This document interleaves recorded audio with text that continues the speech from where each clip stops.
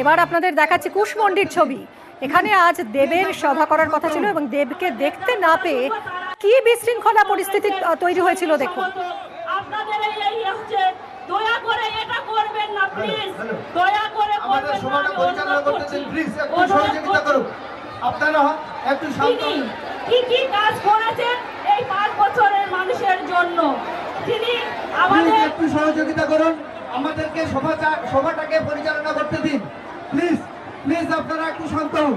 আমরা দেবদার কথা শুনবো। তার আগে আমি বলতে চাই, আমাদের যে সাংসদ, যিনি সাংসদ আছেন, আমাদের তৃণমূল কংগ্রেসের সৈনিক কুশমন্ডির জনসভার ছবি দেখাচ্ছি আপনাদের।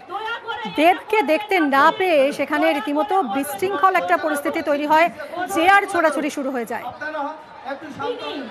কি কাজ করেছেন এই 5 বছরের মানুষের জন্য, তিনি আমাদের একটু সহযোগিতা করুন, আমাদেরকে সভাটাকে পরিচালনা করতে দিন প্লিজ। প্লিজ আপনারা একটু শান্ত হন।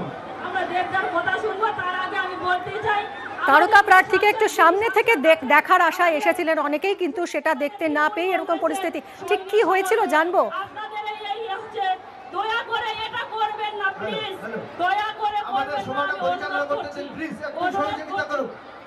এই মুহূর্তে আপনাদের দেখাচ্ছি কুশমন্ডির সেই সভার ছবি।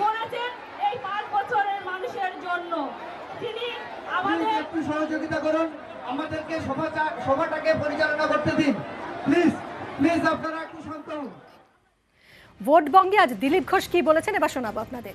রামের ঘরে বামের ভোট, তৃণমূলকে উৎখাতে বামেদের ডাক দিয়েছে